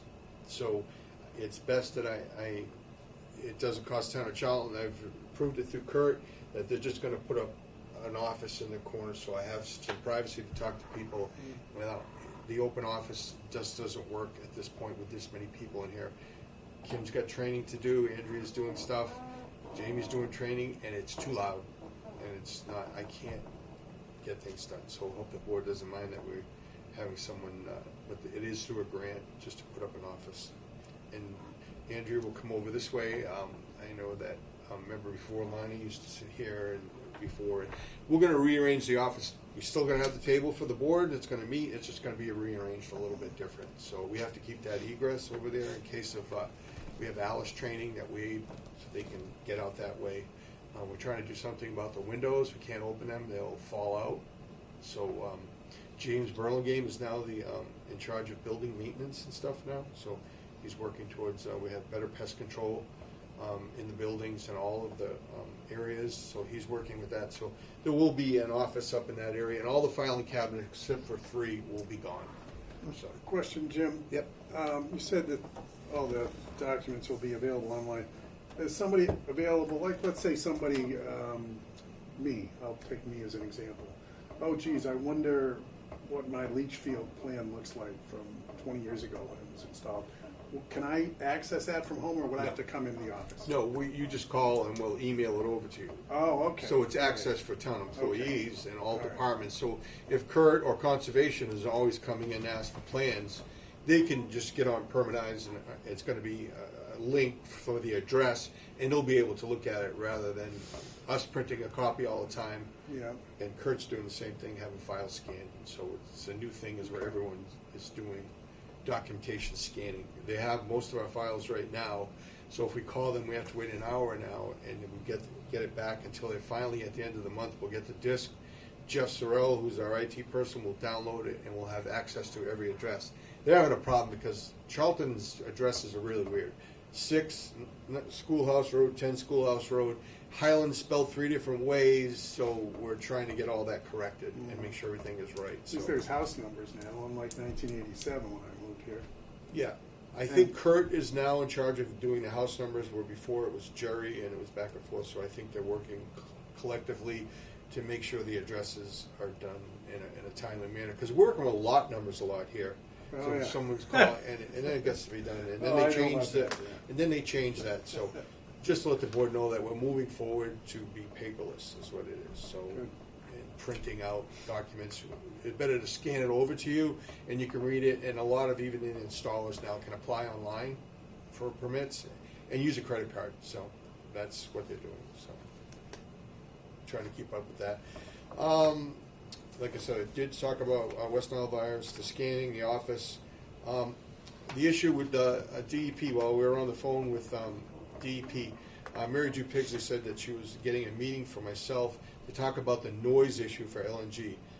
Mr. Richard Scanlon, who's not here, and I did tell him I'd be speaking about it, has been inundated with noise to his house to the point where it's exceeded the safe decibel levels. So they're trying to mitigate it. They had their Epsilon. Last Friday was the final test. They did a rewrapping of the system to reduce the noise. The owner was here with a meeting with myself and Andrew and Kurt. They are up and operating because they have to get to test the flare and do all that, and it's tough to shut down now. All nice guys, great. They're just trying to get that noise issue mitigated so it's not as loud. Our prior board members also agreed by this. So the limit is 60. Their agreement is not with the town of Charlton. They went to the siting board, was with DEP. Are very low numbers, 46, 56. They're up to 76, 78 at a person's house. So we're trying to get them to mitigate all this and make sure that that one person that's agreed by this. There's another person in another town who's also issuing complaints, but I don't feel that it exceeded any of the noise levels during testing. There's a third-party company that's doing this testing. along, and I've been working with Michelle Delmar, and now Mary Jude is taking this on and wants to meet with me, and so if any of the board, when she decides she wants to meet, that it certainly is a noise issue. It's under a nuisance complaint.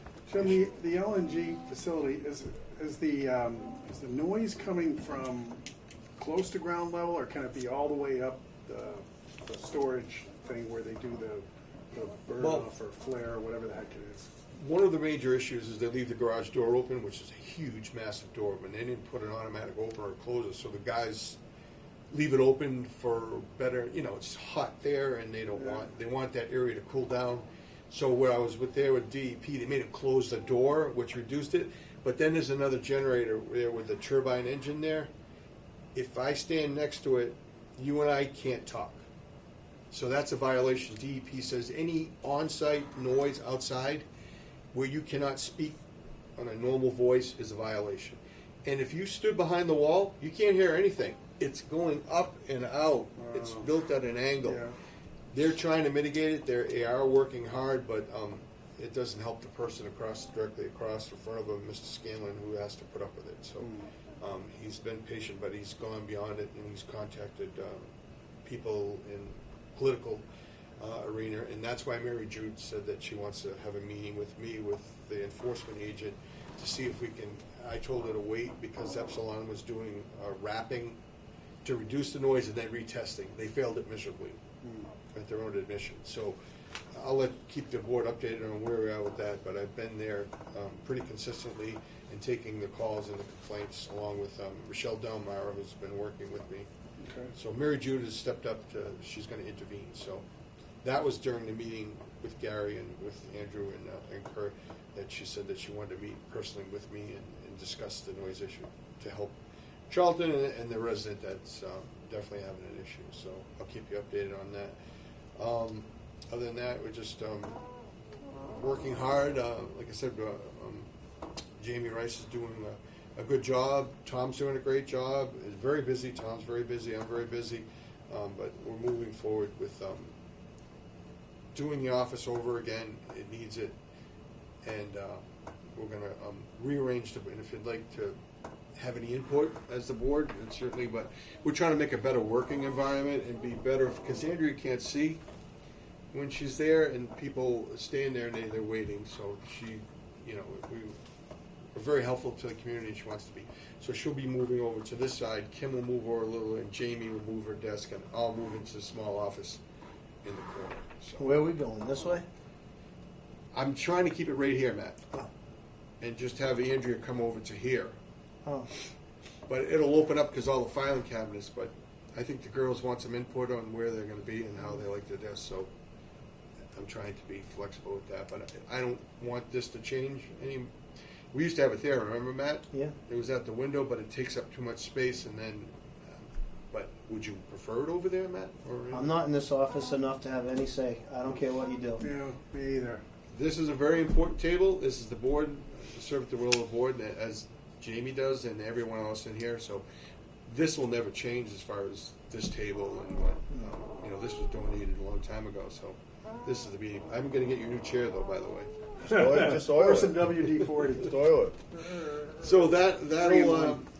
but that's going to happen. We do have, like I said, it's not costing the taxpayer money. It's grant money that we would have to return anyway. So it's eligible because I need to create an office, not because I want to be in an office, but it's too much noise in here, and you can't talk. Every time I'm on a phone call, I want it to be, if I'm talking to someone about personal issues, No, I get it. it's not happening. And I'm interfering with other people, so we're trying to make it more. We're doing this on grants, and we have received a lot of money in grants. We're up to almost $700,000 that we're receiving grants through this department to maintain services, as well as for the 4 other communities that are within our coalition. So, another issue was noise at 508 International. We had an issue with an event that went on there that I did talk to Russ about, and I did go in and do an on-site inspection. The police had to go there twice, but we're working towards a noise. But the noise regulation that was brought forward by the town many years ago was denied by the voters. I think we've changed and done everything, but we do accept the minimum standard by DEP through this office.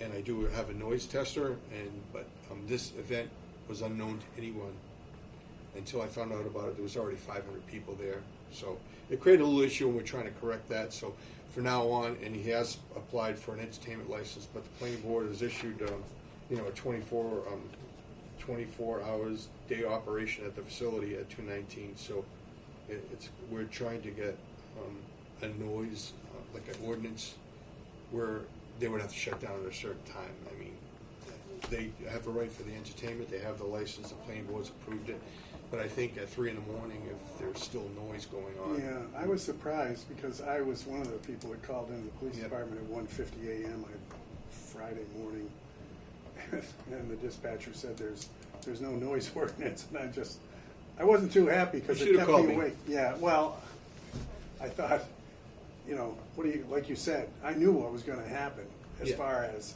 you got people out there, even though I think that they were probably told no alcohol, the last thing you want to do is go on out there, especially by yourself, because it didn't sound like the police wanted to get involved, and try to evacuate 1,000 people in the middle of the night who have been drinking or whatever. Yeah, that was the Maybe. issue. And Not- it was a cannabis event. It was, is that what they- spiritual trips and everything, and Yikes. so, But but, it was bad because yeah. throughout the day it was, I can hear music outside, if I go outside. And then at night, it was like the vampires, It's the air mass changed because Well, yeah, and I swear, I think they turned the amplifiers up, so they had 4 stages with 42 bands or something. So it was pretty consistent 24/7 for Thursday, Friday, Saturday, and into Sunday. But overnight, Thursday night, Friday night, and Saturday night, every night, we heard it. And I've got the windows shut, I got the air conditioner, a heat pump system going, and I had a sound machine with waves. So it was, and we were still getting woken up. I was in contact with Chief Dowd and Lieutenant Cloutier, who took control, and I went on site with Lieutenant Cloutier. They ordered him to, in the beginning, I went with the fire inspector also. During Captain the Dennis concert? Carlson. No, in the Oh. beginning when we found out about it. Oh, okay. They had already been there, Yeah. which was no knowledge to us, so that's why Right. I made the call.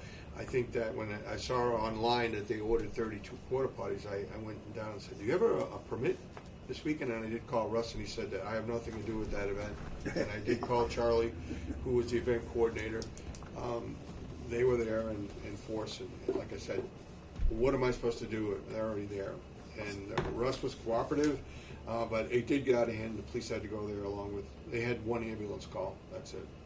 But, So Jim, in your estimation, because I honestly don't know, is the Board of Selectmen and Andrew thinking about doing something so that at least we're made aware of this and maybe try to set some time frames up so that after 11 o'clock, it can't be, blasting a mile away, whatever? I think that Andrew was speaking to the selectmen tonight Okay. about the issues, and I don't know what happened at the selectmen's meeting, but that's secondary to the Board of Health having authority over a nuisance complaint for noise. So we respond.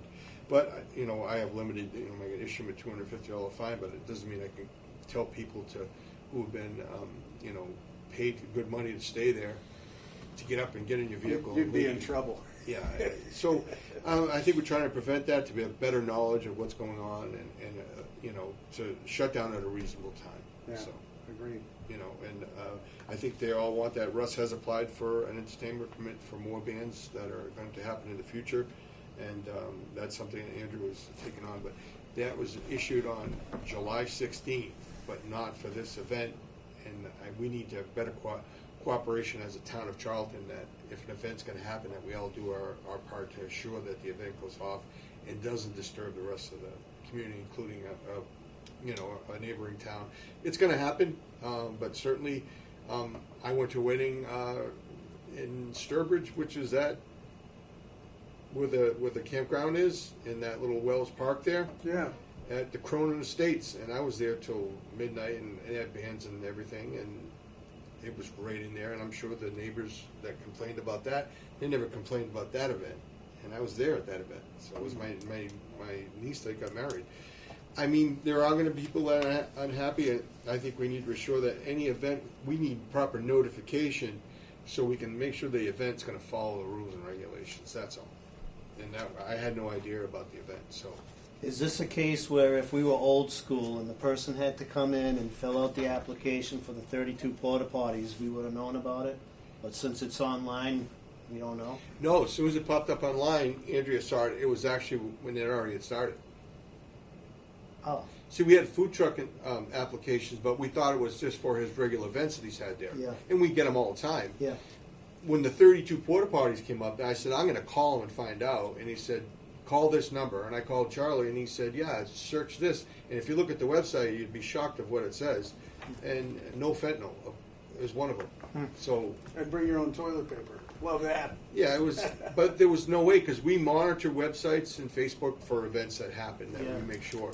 And there was nothing on there. You had to be knowledgeable of what the event was to find it, and we did find it. But they're working towards correcting the issue so it doesn't happen again. But the police, certainly Chief Dowd did send his officers there to, and I did talk to Russ, and Russ went over and told him, you're off tonight, shut it down. And he did. I asked him to, and he did. So. And I think I'll keep you updated on if anything changes with the selectmen said. I'll talk to Andrew. We have a department head meeting tomorrow morning, and I'll ask him, Great. what are we going to do to move forward? We did have noise bylaws in that I developed for the board and regulations. Matt was, I think, not on the board at the time. No, I was. And I think that Barbara Jean was the only one that signed it. But there are noise regulations in there, but they're quite.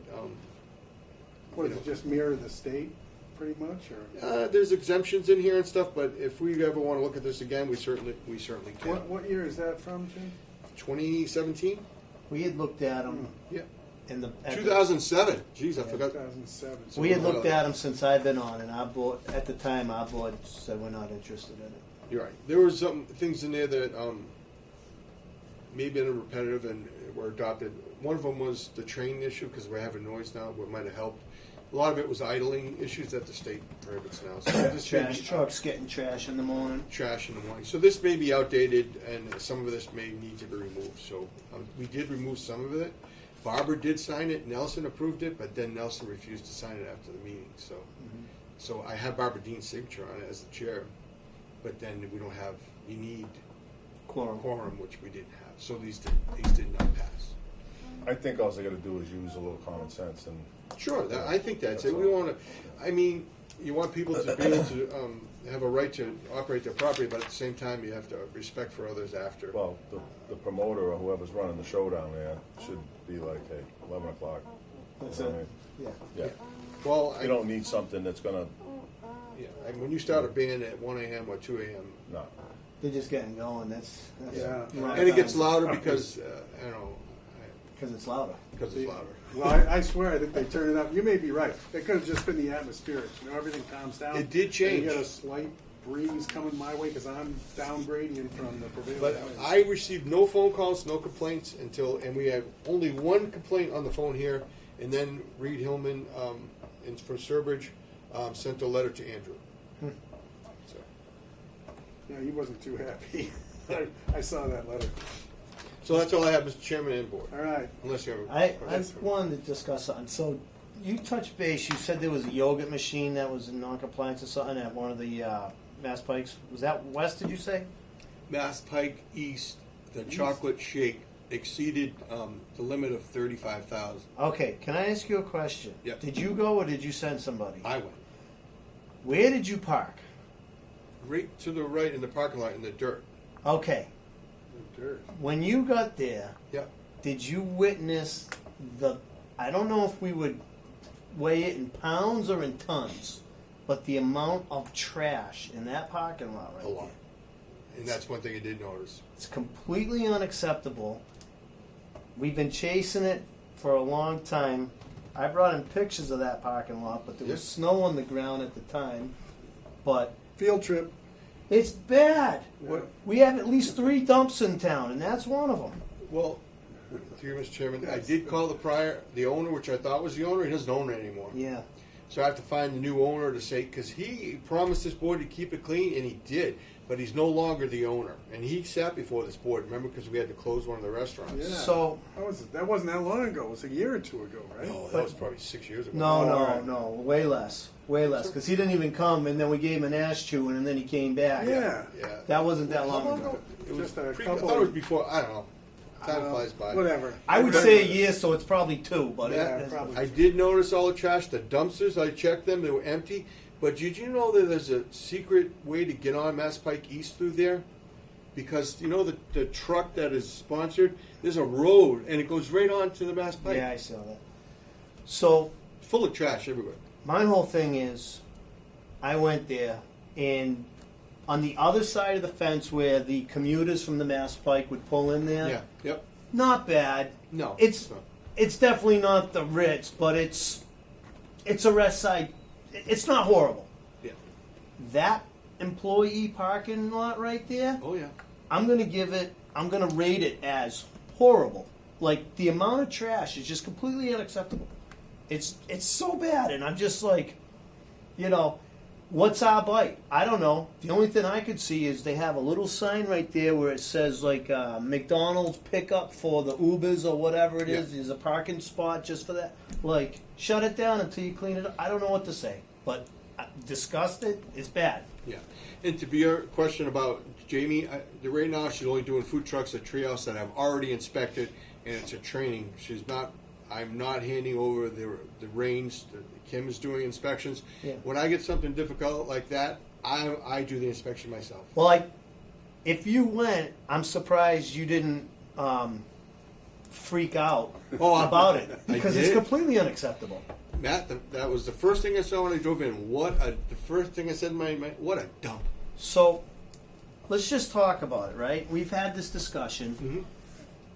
Blows up. We want to have a discussion at this level. Next thing you know, we got the highway shut down and we got hazmat and crime scene with masks and all that. If we bring it back down to this level, we're talking send an employee out there with 2 trash bags, give them 30 minutes to Yep. pick up what they can, and they would make that place reasonable.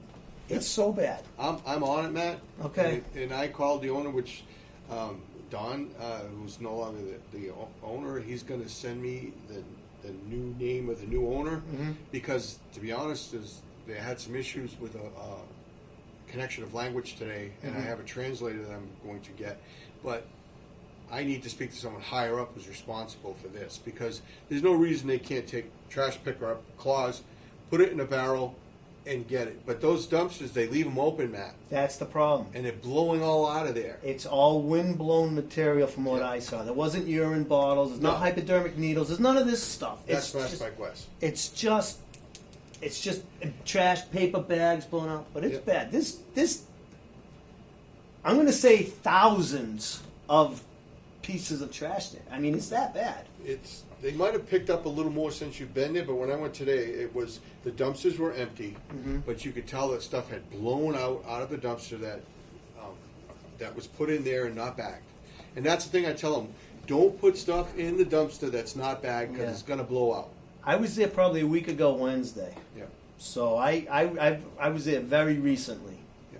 So and then I didn't dare to go because I wanted to. I was like, You You know? you have a right. You're on the board. I mean, but I am going to do the enforcement on that. The trash is an issue. yeah, because so what happened, right? I got 2 kids.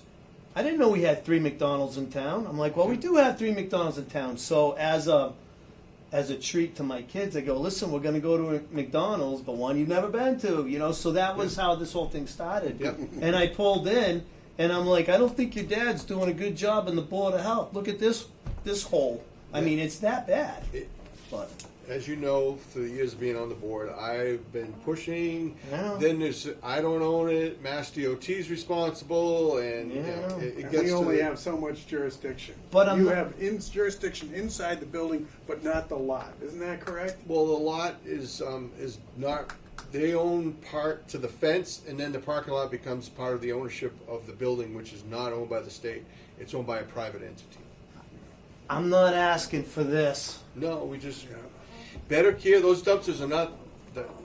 they're not the proper dumpsters when you get wind blowing Yeah. and they just blow out because they don't have the tops, and the tops can't be open because it's up against the concrete. Yeah, I think it's got those side ones too. And it's got the sliders on the side, but Yeah. I think they changed vendors because they look different, Allied Waste or something. I But- thought they were blue, but They're blue. You're right. So when I was surprised that Maffrey drove in that truck, that's an emergency truck, down that road. So I took a walk down there a little. That road just goes and boom. That's Yeah. how he pops on.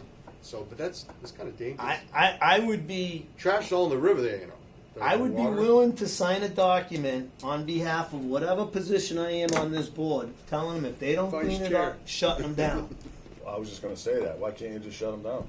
I mean, Because it's a health risk, isn't You're it? not allowed to shut the Mass Pike down. The governor has complete authority because trucks and people have to go to the bathroom. Not shut down the Mass Yeah. Pike. No.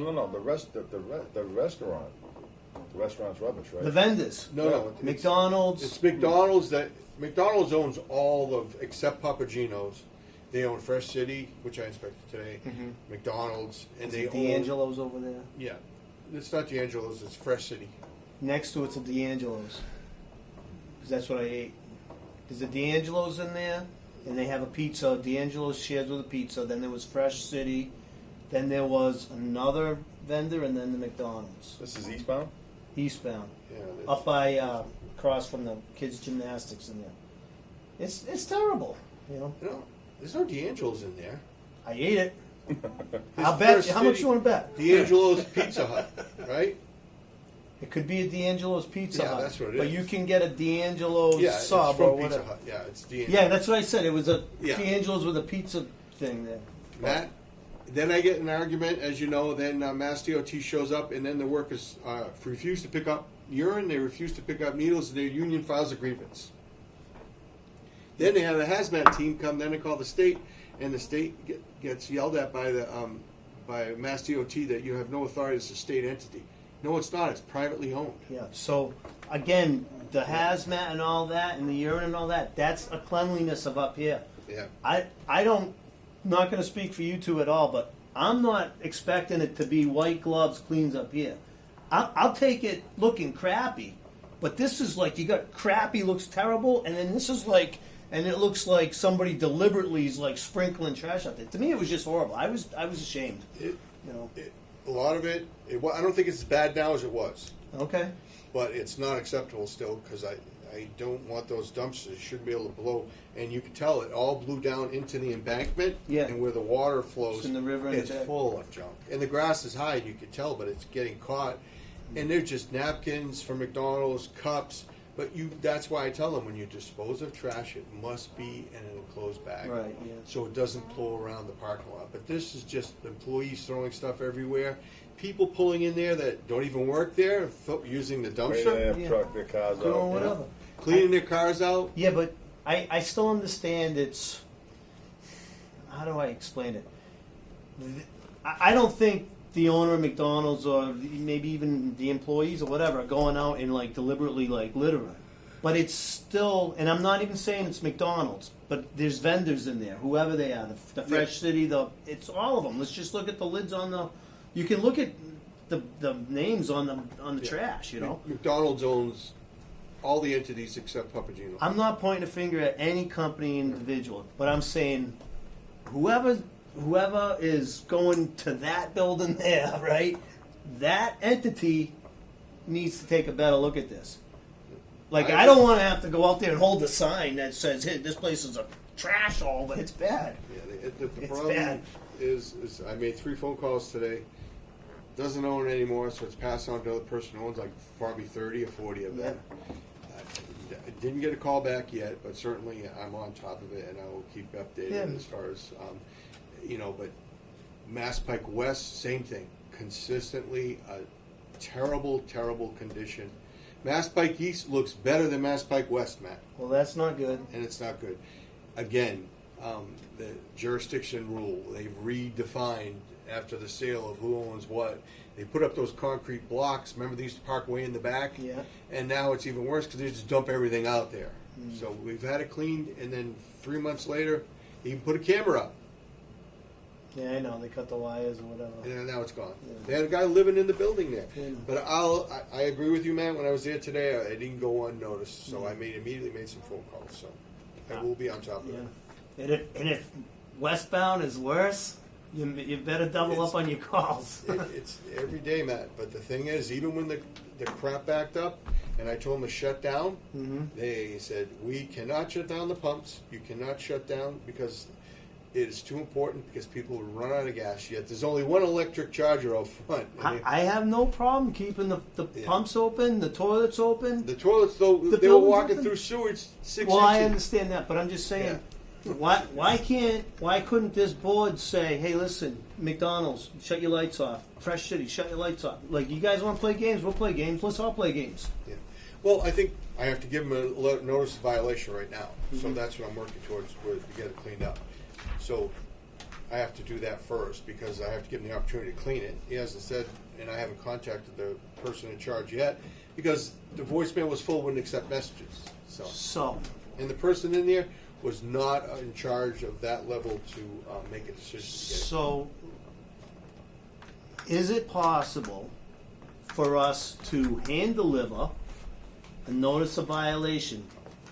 And this is my opinion, I'm not saying this has to happen, you guys can say, go pound sand, but we'll give one to Papa Gino's D'Angelo's, whatever that building is, give one to Fresh City, whatever that is, give one to McDonald's, and they can figure it out, and in 2 weeks when we have this meeting, if it still looks like that, we have a problem, If I may, Mr. Chairman, that's not the proper way to do it, Matt. okay? The proper way avenue is the person in charge. Who owns it? He has the authority to get it clean. I have not notified him. Don Ashburn, who did own it, does no longer own it. Otherwise, he was getting it cleaned. Right. So, give me the opportunity to contact the Yeah, yeah. owner and get it cleaned. Because let's face it, when those people walk out at night to dump that stuff in there, young kids, they don't care. They don't care. They don't care. But I've been there personally and seen cars pull in, and you're right, Steve. They're cleaning out their car. Yeah. Just throwing stuff in there. Yeah, They no. need a better control of access to that back parking lot. And as you know, if you're going fast, it's so overgrown, Matt. I almost drove by it myself. Well, let me say it this way. We're talking about people filing grievances because there's urine bottles and this and that. Yeah. Then they can just hire a cleaning company. I don't care how they clean it up. Yep. There's people that can go out there and clean it up. We're not talking thousands and thousands of dollars. We're talking Couple people, a couple hours every day before they leave. not even But I think once a week, once a month. To me, easiest. it's been a long time since that's been cleaned up. No, it's been. Been there, and I've got pictures of the parking lot where it's spotless. That same one's been spotless. Yep, spotless. When Don Ashburn owned it, he promised me he'd keep it clean. He did. I've been there when the guy's picking up trash, but I think that's gone by the wayside now. The new owner's there, so I think I need to. And you know, honestly, not sticking up for them because I think they need to stick up for themselves because it's terrible. But Yeah. one windy day in a dumpster could wreak havoc, and I'm not saying that's not the source of it, but it's, Part of it, it could and be. I think too much accessibility in the back parking lot without any security. People are just using it. Yeah, I mean, you can see when the stuff is flat and then there's dirt Well, on they top. can of they it. can lock the dumpsters too. I They mean, can most lock of them are made so you can put a padlock on them. And So they used to be there's- locked. There's no reason. It's just laziness. That's all it is. You're right, and I think that's one of the solutions is to you get a better dumpster where it locks at night after. That's That's their open problem. 20, like you said. We have 3 McDonald's that are open 24/7. So Yeah. people don't realize that. But Whoever I have- goes out there goes out with the key. I mean, you know. I will be on that. I'll keep you updated, Matt. That So. that's my 2 cents on it. I mean, John and Steve can say what they want about it, but I was disappointed. It's just not. It's just not that easy, and they don't care about a letter. To be honest, the people in there, Matt, don't even. They're not at the level that they would care. I need to get to someone who's a responsible party that's going to hurt that when we ticket you're them gonna- violation. I've shut them down in the past. You know that. I've closed them right Yeah, I down and know had you to have. bring in toilets. So, but I went there today and I was shocked at the parking lot. So you're absolutely right. So update us when we meet again in Yeah. 2 weeks. I will be on it. I was on it today. Made several calls and it's just unacceptable. But this has been an issue that's gone on for years and years I know. and years and years. It just So maybe it's time that whoever those I will- powers to be figure I will out take that a they hard- have to pay third party to keep Yeah. it clean. You know me, When you tell me to do something, it's going to be done, and I'm going to be very strict about it. And there's going to be no leeway that they're going to have that cleaned forthwith, or we will take action by the board. Honestly, I'm just one of three of us here. That's how I feel. If John feels that way and Steve feels that way, then so be it. Right now, I'm not asking you or telling you to do anything, Jim. I No. just bringing it to the board's attention that it's terrible. Yep. And I'm on it. Handle it. It's handled. Jim, you're acting like you're done with your department head reports. Is that the case? All right. He's trying to defend the evil stare coming from the north seat over here. Well, Matt, I agree with you 100%. No, I I was know here it's today, and I had the same. So I'm on it. It's not as quick as you want it to be. Yeah. But I will do the enforcement. I have no problem. I send out enforcement letters every single day. So All right, next meeting in 2 weeks, I can be 27th, I can 6 do it. p.m. I will now entertain a motion to adjourn tonight's meeting. Make a motion to adjourn. I'll second the motion. All in favor? Aye. Aye. That's unanimous. It's 7:56. Thank you, everyone.